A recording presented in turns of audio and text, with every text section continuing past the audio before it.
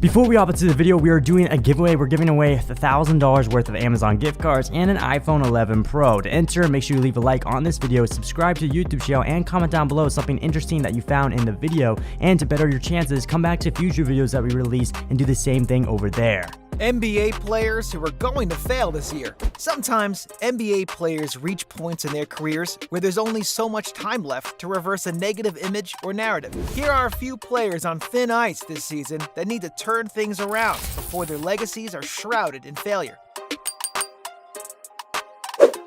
Andrew Wiggins. Andrew Wiggins may not be considered a bust by a lot of player standards, but he hasn't lived up to the massive expectations set for him in his first 7 seasons. Standing at 6'8" with remarkable quickness and athleticism, Wiggins had a high bar to reach coming into the league as the #1 pick in the draft in 2014. Analysts compared him to a young Kobe or Michael Jordan on draft night due to the raw talent he put on display playing high school basketball in Canada and wowing NBA scouts as a one-and-done at Kansas. Today, though, Wiggins isn't a bad player by any means, but he's disappointed anyone who thought he'd be much more than a solid role player. Andrew is often criticized for what appears to be a lack of effort, focus, and feel on the court. And this became even more apparent when playing with a gritty teammate like Jimmy Butler for a season. While his natural gifts are obvious, Wiggins still hasn't shown that he's committed to improving on his biggest weaknesses: shot selection, basketball IQ, a lack of physicality, and poor positional awareness.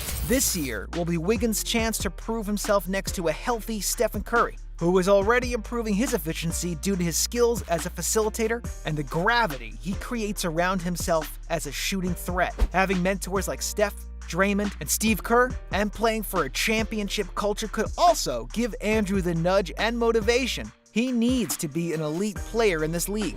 Wiggins posted solid numbers last year without Steph, logging a 54.2 true field goal percentage and setting career highs for blocks and steals. But with Steph, Andrew has looked more promising than ever as a secondary scoring option. Through the first 12 games, Wiggins is shooting a career-high 44% from the long mid-range, logging 1.11 points per possession on the off-the-dribble jumpers and averaging 1.42 points on isolation possessions with a 68.2 adjusted field goal percentage. That puts Wiggins in the 92nd percentile for possessions league-wide. Andrew has fooled us all before, but at 25 years old, he'll have to show us that he's all in this time before it's too late. Ben Simmons. Don't get us wrong, Ben Simmons is an elite caliber player, but his recent playoff failures with the 76ers and lack of shooting ability have made him trade bait in 2021, and his clock is ticking. Simmons is a transcendent player in the modern NBA. As a 6'10" guard forward with a body reminiscent of LeBron, Ben is an elite passer,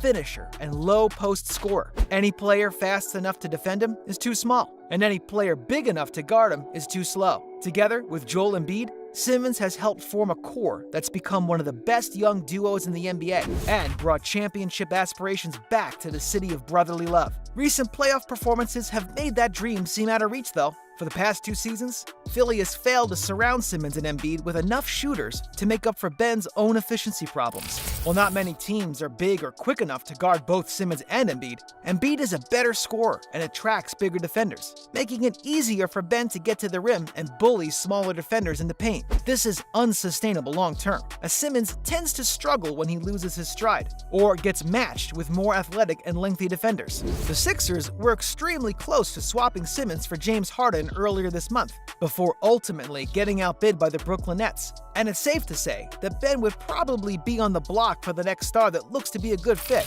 If he doesn't develop his jumper and shot creation soon, Simmons could wind up in a situation with another team that makes it even harder for him to capitalize on his limited offensive strengths. So far, the Sixers are off to a hot start this year and going 9-4 in their first 12 games. The addition of Tyrese Maxey, Seth Curry, and Danny Green have provided some much-needed shooting relief, while Embiid and Tobias Harris have had extremely solid starts to the season. The problem is there doesn't seem to be much space left for Simmons, who is averaging career lows in scoring, 12.4 per game, and field goal percentage 51.5%. Doc Rivers has been high on Ben since taking over as head coach this season, but as a guard who can't shoot more than 3 feet away from the basket, shoot off the dribble, or make a consistent floater, he might become irrelevant sooner than later. Kyrie Irving. In just his second season with the Brooklyn Nets, Kyrie Irving is already wearing out his welcome. The conditions around the six-time All-Star right now should mean very good things for his career. His friend, teammate, and former MVP Kevin Durant is back to terrorize the league after coming back from a torn Achilles. The Nets are loaded with solid role players and shooters like Joe Harris, DeAndre Jordan, and Landry Shamet, and the Nets front office just made the blockbuster trade of the year in securing one of the greatest scorers of all time and another former MVP, James Harden. But because this is Kyrie we're talking about, 2021 looks to be another year full of drama and antics in the media.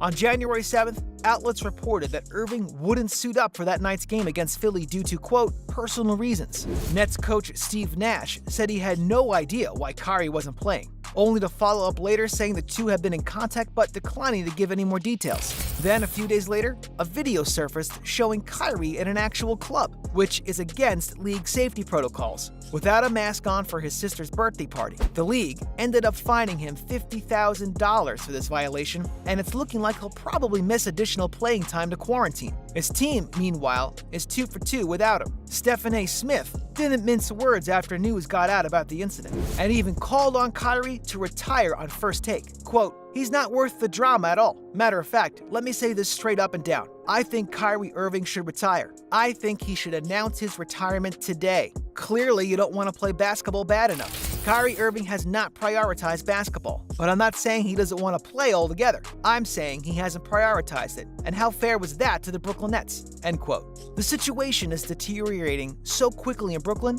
it's starting to look like the Harden trade was just insurance for when the team inevitably ships Irving off. According to NBA insider Tommy D of SNY-TV, Kyrie is reportedly, quote, furious at the Nets organization for not giving him more input on hiring Steve Nash, who he didn't want to coach the team. D went on to tweet that Kyrie's relationship with KD has also been described as, quote, very distant lately, which is a pretty bad sign about the state of the Nets locker room. If Kyrie doesn't get it together soon and fix things with the Nets, we could see the NBA landscape changing drastically very soon. Based on current rumors around a Kyrie trade for another star point guard, that could end up much worse for Irving than it would for the Nets. Russell Westbrook. Love him or hate him, most fans can agree that 2021 is a make or break year for Russell Westbrook. After getting shipped to the Washington Wizards for John Wall in early December, Brody's ability to lead a team will be tested more than ever in DC. So far, the future's not looking too bright for the 9-time All-Star and 2017 MVP,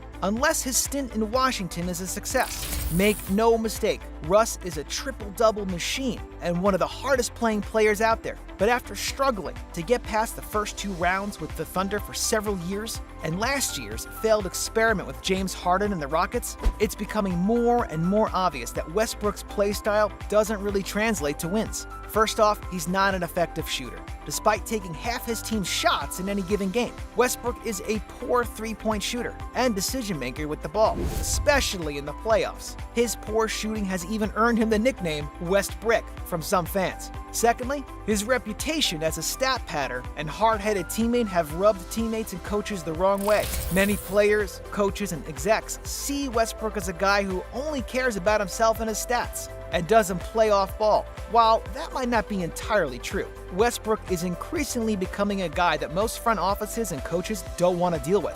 ESPN analyst Shannon Sharp had this to say all the way back in 2018, and some fans are still saying this about Russ. Russell Westbrook was so uncoachable, Kevin Durant packed his bags. What free agent you know that's going to say, you know what, I want to play with Russ? Whatever you might think about his polarizing game, Russ's aggressive play style hasn't translated to wins in Washington. As of January 15th, the Wizards are 3-8 and second to last in the Eastern Conference. Things look more bleak for Russ now that he's expected to miss the next 3 to 4 weeks with a quad injury. Rumors have also been circulating that a Westbrook-Kyrie Irving trade could even go down soon due to Kyrie's recent antics. So only time will tell what direction Brody's career will go from here. A trade like that would bring Westbrook, Kevin Durant, and James Harden back together to recreate the Big Three that took the Thunder to the finals in 2012, which might not be the worst situation for us. At 32 though, the Brody only has so much time to change his approach to the game if he ever wants to win a ring. Final thoughts. 2021 will be a crucial season for these players if they want to change the narrative around their careers.